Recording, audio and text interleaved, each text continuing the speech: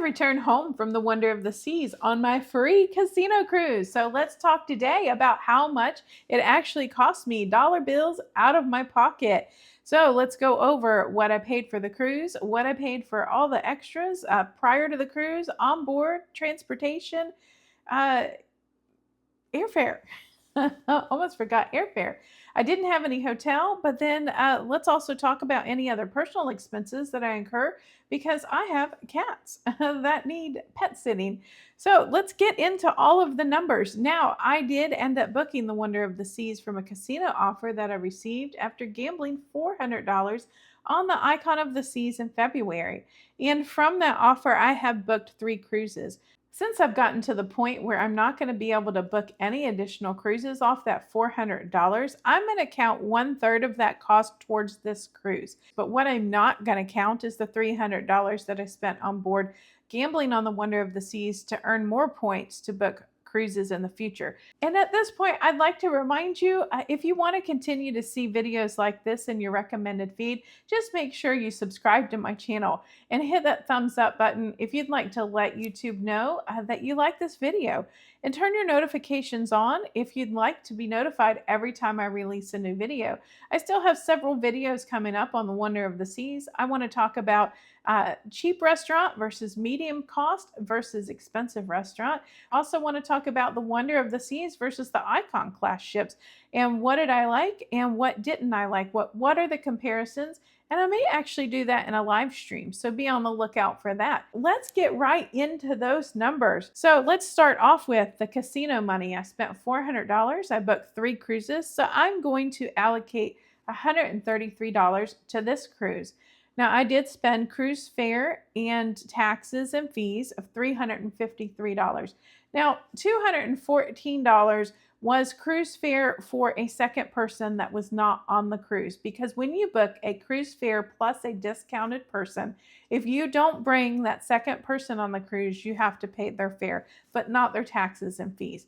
So in order to get the fully free and just only taxes and port fees, you have to book an offer that says free cruise fare for 2. Now, at my low points level, those are very rare and hard to come by. So I had to pay for the extra person that didn't come with me. The next thing would be airfare. Now, I spent $11.20 on taxes using JetBlue Rewards miles. Now, one tip for that is I did keep an eye on my flights, and I ended up having the cost of the points that I used on these flights. So when I originally booked them, they were about 50% more in points, and I just kept an eye on them. And as soon as I saw the points drop, then I went in and rebooked my flight. For the 2 flights, the flight down to Fort Lauderdale from Washington, D.C., I ended up spending 5,000 points for that flight, which was great. Originally, I booked it, it was 9,000 points.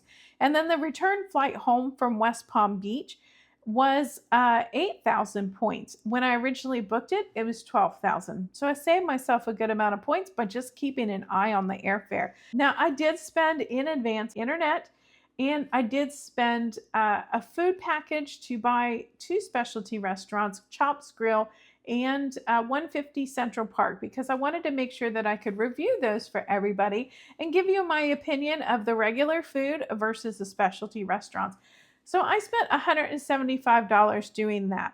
Now, I did upgrade my room for $150, but I had a $150 points credit on my Royal Caribbean credit card. So I transferred that over, and that took care of my room upgrade fee. Okay, so purchases on the ship. So my onboard gratuities for 4 nights came out to $74.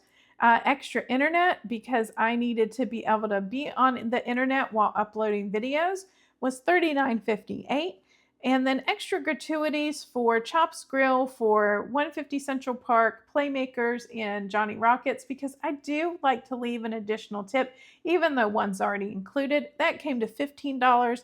And then food at Playmakers came to $29.35. So on board, I spent $157.93. And then, of course, I get home and I get my bill, and Royal Caribbean has charged me for my towel, but I very specifically remember returning it, watching her tap my card, listening to her say my name and say thank you for returning the towel. So I did call them, and my return fee is pending. They did question me, are you sure you returned your towel? They asked me probably 5 or 6 times. Yes, I returned my towel. I didn't have space in my luggage to take that home. Now let's talk about land transportation. So all in all, everything added up to be $127.39. Now the cheapest thing out of all of this was the $15 Brightline fare, which was pretty amazing because that was a little over an hour journey. And I'll put all the listing of everything that I spent on all of the different forms of transportation that I took. Okay, so we did ground transportation. Next up, I spent $300 in the casino, but I'm not going to count that. And just make sure you check out my video where I go over about every $20 increments, how many points I earned for the money that I put in the casino or in the slot machines in the casino. I definitely didn't get any of that back. But the one last expense I wanted to talk about that not everybody has, but just a reminder to be mindful of thinking about these extra things that you have to spend. I have to spend money on a pet sitter. So total for that was $287 plus $40 tips. So it came out to $327 total for pet sitting, which is a huge expense. So definitely don't discount the things that you lay out of pocket for these free cruises.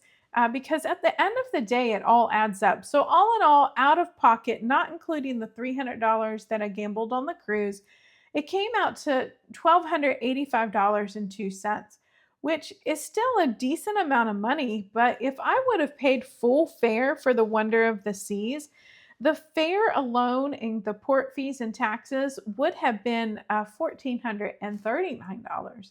So it would have been more than everything I put together and paid for, transportation, airfare, all that good stuff.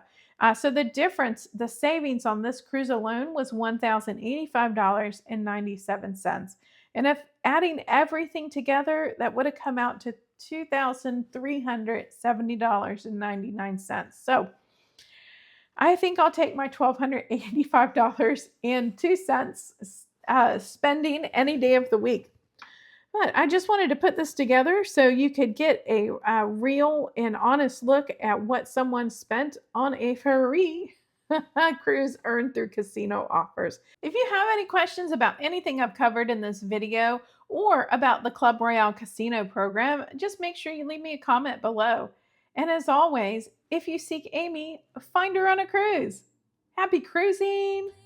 If you're considering starting a YouTube channel or want to help your current channel grow, make sure you check out YouTube Over 40, put together by Rob and Allie from Grounded Life Travel. This really has been one of the best investments that I've made for my channel and for myself, and I absolutely love the community board that comes with the purchase of the course. If you're interested in retiring abroad, make sure you check out the Retirement Travel Jumpstart program.